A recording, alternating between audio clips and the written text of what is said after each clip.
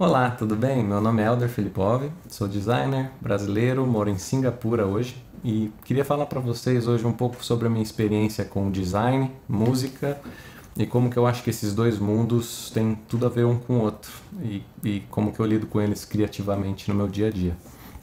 Então a minha jornada começou em Curitiba, quando eu fiz design industrial na Universidade Federal do Paraná. Trabalhei em alguns cenários diferentes, trabalhei com pesquisa, trabalhei em agência, trabalhei com ponto de venda, trabalhei com design de produto também, até me achar, assim que me formei, dentro de um time in-house de uma indústria, que foi a Whirlpool, em Santa Catarina, em Joinville. E desde então sempre estive dentro de times in-house de empresas multinacionais, assim, acabou que esse que foi é o que eu curto fazer, assim, trabalhar não só com o design do produto que está sendo lançado localmente, mas também com uma visão bem ampla de planejamento de portfólio, de como que a gente planeja uma série de produtos dentro de um portfólio de qualquer que seja a marca, para eles terem uma linguagem visual, ou seja, né, uma estética parecida, e que eles pareçam como parte de uma mesma família de produtos, mas também garantindo que cada um deles tenha a sua relevância, cada um deles seja único e também represente os atributos da marca, né? Que é o principal que a gente quer. Eles tenham a consistência, que eles falem o que a marca quer dizer, passem os valores da marca, mas sejam relevantes, não sejam pasteurizados, todos iguais, assim. E eu tive a chance de começar esse trabalho, assim, esse aprendizado todo na Whirlpool, em Joinville. A Whirlpool é dona das marcas Consul e Brastemp, principalmente, né, no Brasil. Então são marcas gigantes, assim, a gente conseguia lançar produtos muito ricos e muito bem-sucedidos no mercado. E eu estava também um pouco atribuído a pensar um pouco nesse planejamento um pouco das marcas, assim, como que a gente garantia uma linguagem consistente para os produtos. Fiz um pouco desse trabalho também quando a gente começou a migrar para um cenário mais global, então não só pensando nas marcas locais, mas pensando Whirlpool como uma fabricante de eletrodomésticos global. E isso acabou que me deu mais e mais embasamento. Mudei para São Paulo e ingressei no time da Motorola. Então mudei de indústria, mudei de cenário, mudei de velocidade de trabalho, de cidade e tal. E cada mudança vai te trazendo mais maturidade, assim, acho, né? Você começa a absorver mais conteúdo do que está rolando na sua volta, você começa a ter mais vivências também, né? E acho que fui crescendo como profissional, e um pouco maturando um pouco mais essa ideia de consistência de produtos, de portfólio, de marca, de diferenciação de produtos dentro de uma marca e tal. Consegui fazer isso lá também por alguns anos e dentro da Motorola virei diretor criativo também. A gente começou a trabalhar daí com um time de marketing, fazendo design, mas como comunicar todo esse pensamento de design para o consumidor final, e como passar a mesma mensagem, garantir que a mensagem que a gente está planejando e desenvolvendo no design do produto ou no design das experiências seja traduzido de uma forma precisa para o consumidor final e que essa mensagem não seja diluída, porque isso é muito comum durante todo o processo de design. A gente passa anos desenvolvendo um produto e a gente tem milhões de histórias incríveis para contar.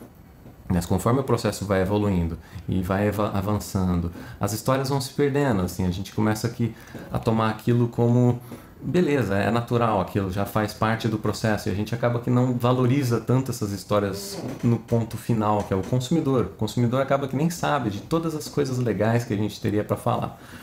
E tendo alguém de design fazendo isso, controlando um pouco dessa mensagem e garantindo que a mensagem não seja perdida, que ela seja consistente, que todo produto tenha o mesmo tipo de comunicação, isso ajuda muito para o consumidor entender o que a gente quer dizer, né?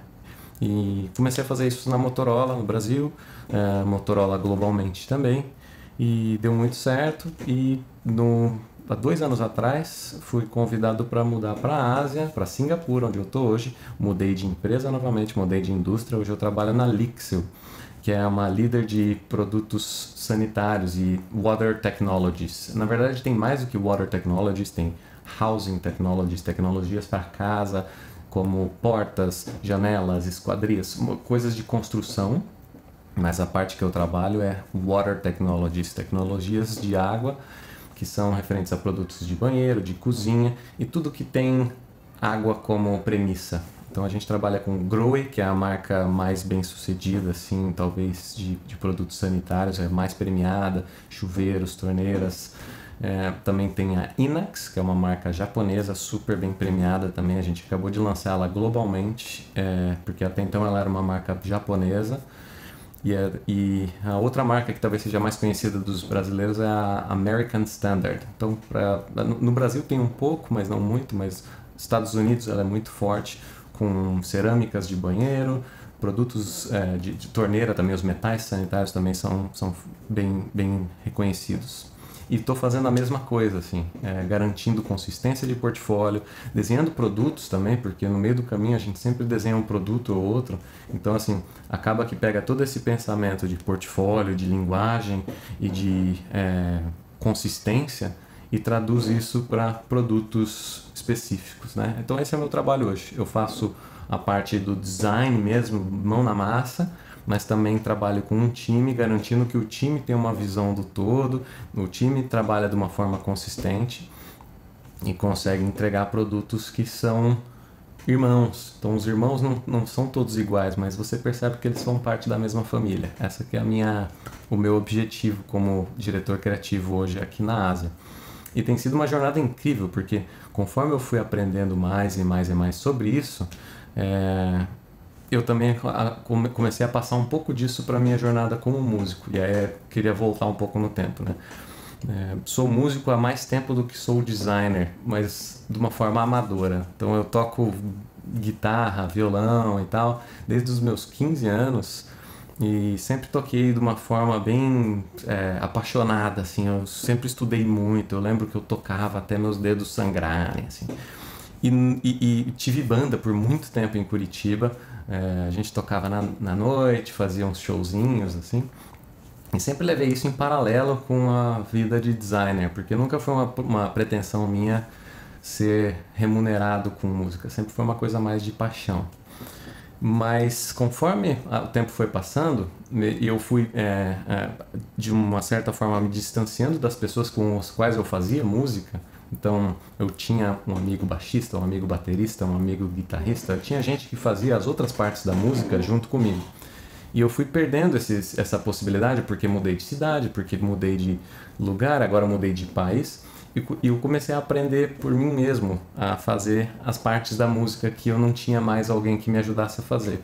Então eu comecei a aprender como é que fazem as linhas de baixo, como é que faz uma linha de bateria, o que é um prato, um chimbal, uma caixa da bateria, como é que faz uma harmonia de teclado, como é que faz um som de sintetizador. E meio que aprendi a base da música, assim, não tanto quanto ser um instrumentista virtuoso, mas como pensar em música. E aí isso acaba que é meio que uma direção criativa da música. Hoje eu vejo como diretor criativo de design, eu me sinto um diretor criativo de música, porque eu não sou um exímio instrumentista em praticamente nenhum dos instrumentos, nem a guitarra, que é o que eu melhor toco, eu não me acho um puta guitarrista. Mas eu acho que eu consigo ter uma ideia, uma visão de música e ter uma consistência nos elementos. Então eu tenho uma visão, eu quero fazer um som assim, com uma referência assado, e eu consigo dirigir eu mesmo criativamente para, então tá, a bateria para esse estilo tem que ser assim assado, o baixo assim, a guitarra e tal. Mas para que cada um desses elementos seja consistente com a minha ideia e também tenha uma relevância, porque de uma certa forma eu quero que a bateria seja legal, o baixo seja legal e tal. Então essa é a primeira relação assim que eu vejo de um ponto de vista bem de direção mesmo. Como que eu dirijo o meu processo criativo? E para mim está sendo bem claro a ligação de uma coisa com a outra. A outra coisa também para mim é muito o processo. O processo de fazer a música, para mim, não é tão diferente de um processo de fazer design, para mim. Acredito que para milhões de outras pessoas, músicos e tal, eles vão discordar e dizer que a música é muito mais artística, ela tem que expressar muito mais o que você pensa, enquanto que o design tem que desenhar para o outro e não para você mesmo. E isso faz muito sentido. Pelo menos se a gente não pensar na música como um comércio, como uma música totalmente comercial, né? Porque tem a música também que é feita para o outro, justamente para tocar numa rádio e para ser o mais ouvida possível. Mas não é o meu tipo de música. Minha música é mais autoral, né? O que a gente faz no design autoral é o que eu faço com a música autoral. Eu estou pensando em mim mesmo, eu só quero que seja a melhor representação da minha arte. Mas o processo é muito interessante, porque para mim é muito parecido o jeito que a gente pensa design, eu consigo aplicar muito dentro da música. De, no começo, buscar referências, entender o que daria para ser feito, explorar, como é que é? Abranger mais cenários, assim, né? Abrir o leque de possibilidades. Isso é escutar referências, buscar, catalogar referências, mapear elas. Processo de design. Depois eu começo a criar um ponto de vista. Com todas essas referências, agora eu preciso escolher o que eu quero fazer, como é que é a minha linguagem, o que eu vou tirar disso tudo aqui para tornar meu. E é um filtro natural que a gente vai fazendo assim, durante o processo criativo, de escolher o que de fato é relevante dentro de todo esse universo que a gente está observando e identificar o que é a minha característica principal, né? Então, é basicamente a identificação do meu design language. Qual que é a minha linguagem como músico e o que é de fato único meu. E começa a composição a partir dali, enfatizando esses elementos que são bem únicos e bem característicos do meu som, e vou desenvolvendo cada parte da música. Então a música normalmente ela tem sessões, né? Tem a primeira parte, refrão, segunda parte, parte C, e cada parte dessa é legal que a gente tenha consistência com um elemento anterior, e se a gente coloca um elemento ele tem que ter algum significado dentro de toda a história.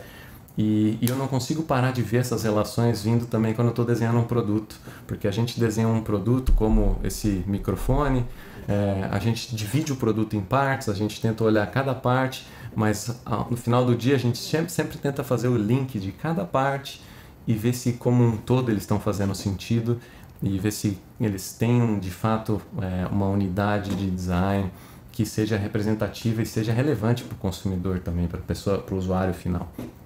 Na minha questão quanto à música, é muito mais eu como usuário final. Usuário é um jeito de falar, porque na verdade assim, é eu, o quanto que eu quero me expressar artisticamente, o quanto aquilo está me representando artisticamente. Mas é muito claro para mim essa relação de processo. Como o processo de desenhar uma música é muito próximo do processo de desenhar um produto, é muito próximo do processo de desenhar uma música.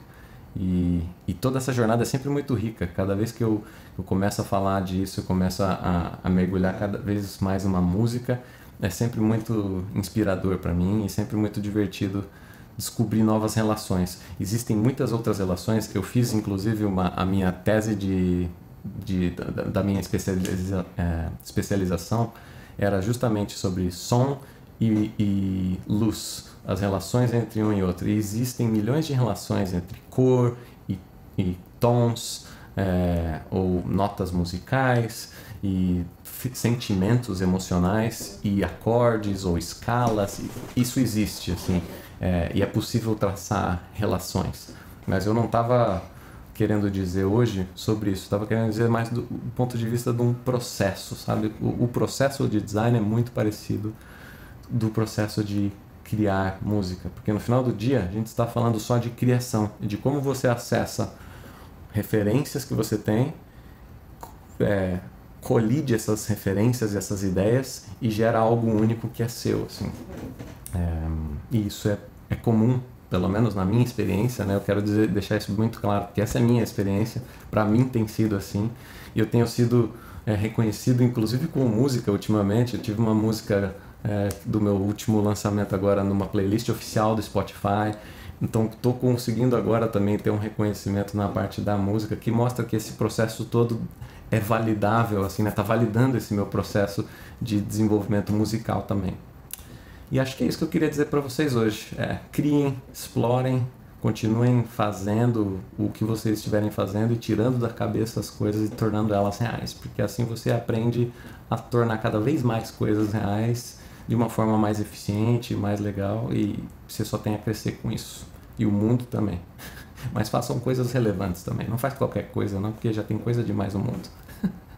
Beleza? Obrigado, gente. E é isso. Um abraço. Até mais.